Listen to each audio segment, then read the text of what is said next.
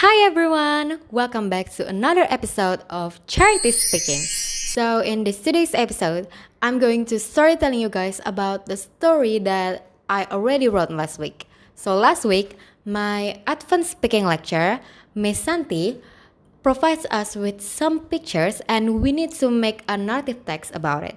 And in this video, me, Charity Riansel Membang with student number 101 will start telling you guys about the story that I already wrote. And the story's title is Do You See a Tie?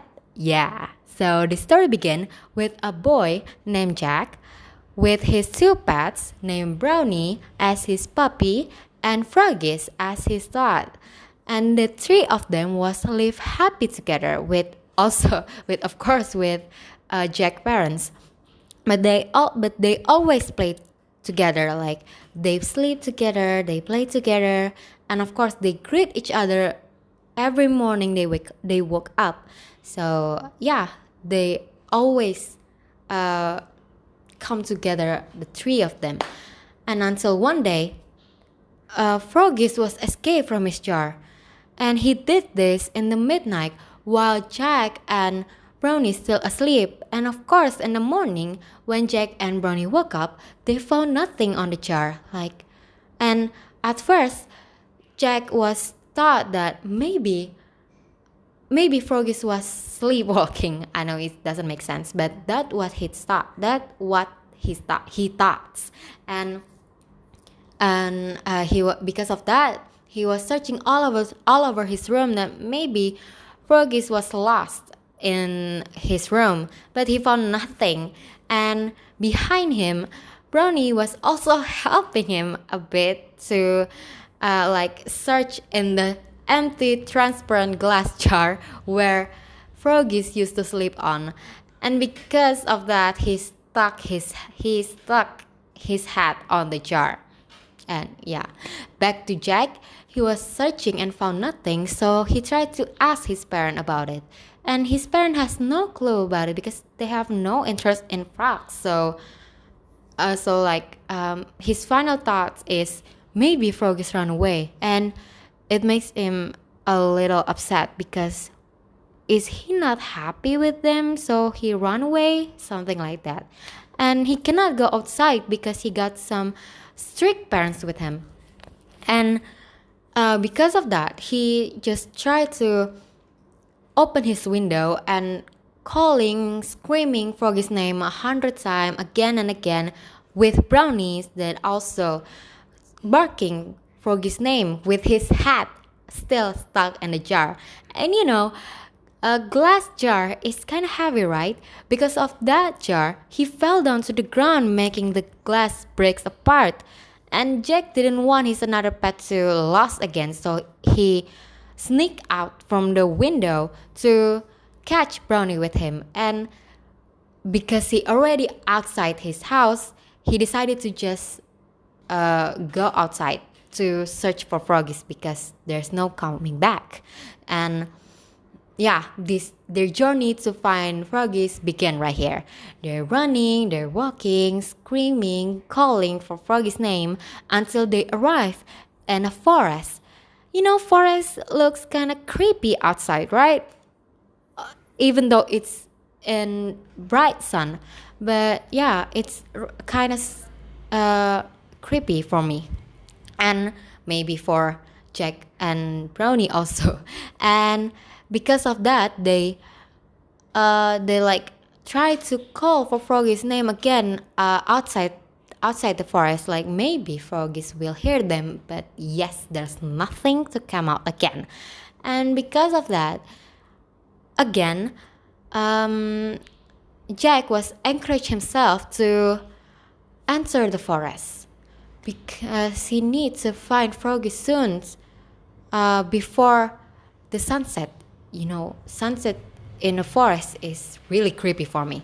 And he tried to enter the forest, searching all over the forest, and thought our frogs is really small, right? Maybe around like this. So he tried to search to any hole he can find because he thought that maybe Froggies was go inside a hole that in the forest, right? Maybe he thought something like that. Meanwhile, Brownie, thinking that they were playing in the forest, he was running around the forest, having fun, knocked his head, and finally hit his head in a tree that has a beehive on it. And because of that, the beehive was fell down and damaged. Bee is a sensitive animal for their house because their house is damaged by brownies. Brownie They chased Brownie all around the forest and back to Jack. Jack was seriously searching for froggies and the hole in the trees, hole in the ground until suddenly he found a hole in the ground that has a mucus print on it.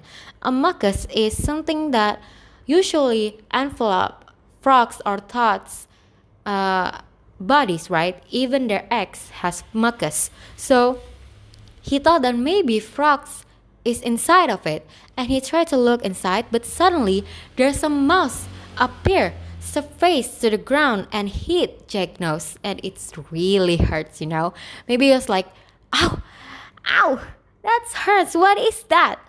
"Oh, it's a mouse," and maybe something like that. And although it's strange, he asked the mouse like, "Do you see a tie?" And of course, the mouse didn't answer back, but he kind of understand him because after he heard Jack's question, he like signaling him to come with him to the tree near them, and that tree has a hole that also has a mucus print on it, and it much more than before. So Jack tried to look inside the hole on the tree, but suddenly there's an owl appear from the hole. Looks angry because Jack was interrupted its sleeps. Owl has activity on night, and on the sunbright when the morning came, they go sleep, right? And Jack was interrupted one of them, and because of that, Jake was shocked, so he fell down to the ground, and it hit his back really hurt.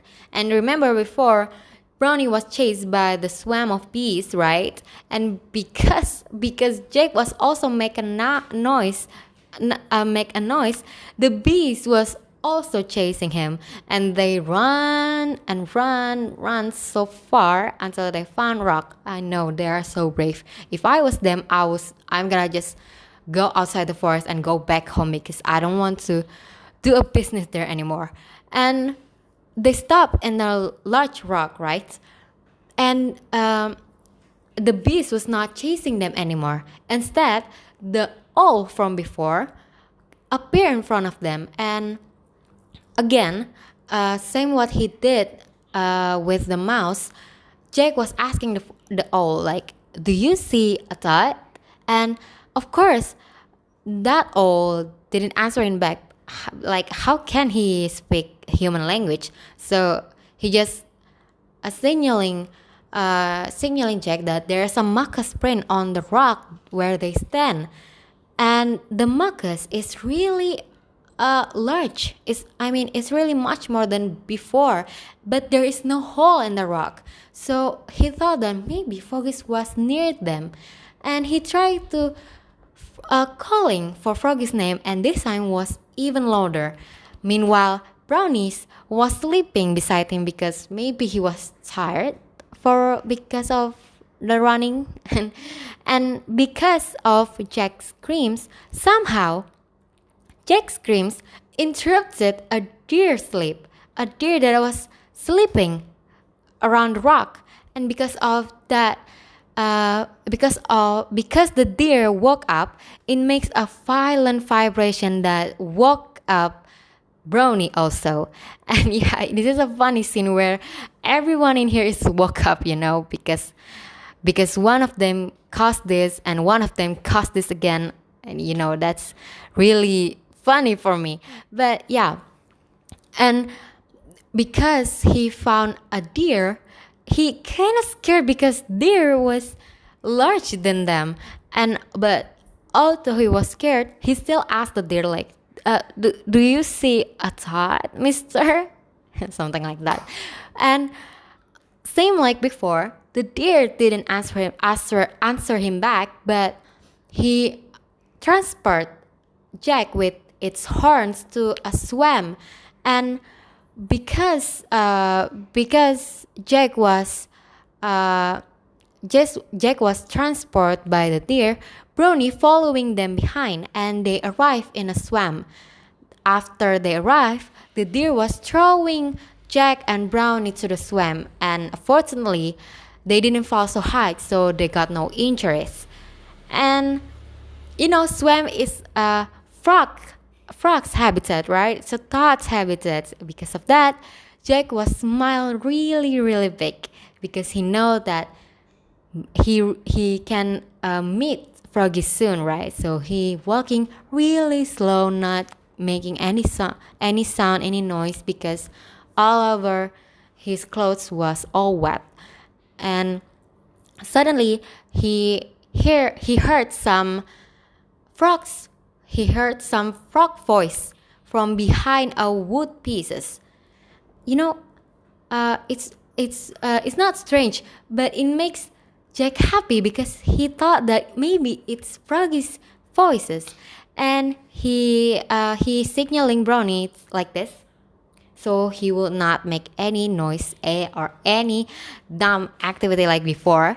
So he like on cue, he was signaling Brownie to take a look on behind the wood base, like 1, 2, 3. On 1, 2, 3, we're gonna take a look on behind this, right? Okay, 1, 2, 3. Okay, and then they take a look behind of that wood pieces, and they found a couple of frogs behind it. Oh, so cute! That there's a couple of frogs behind it, and but neither of them is froggies, even the male frogs. And Jack almost upset until the male frogs making voices for calling the froglets. Children frogs, froglets.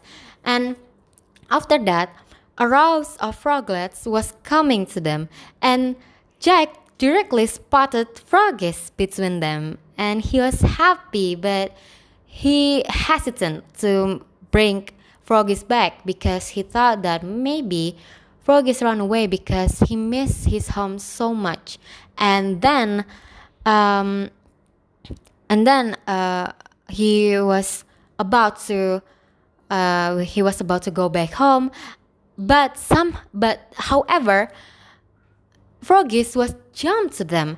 Froggy was jumped happily to them, like he really missed them, and it makes Jax happy also with Brownie, and they jump together, three of them, and this time Jack decided to bring Froggies back home, and they then began their journey to go back home, right? And then this story is ending with the three of them go back together. Yeah, and now the only problem that Jack needs to solve is how will he explain to his parent how did he end up well?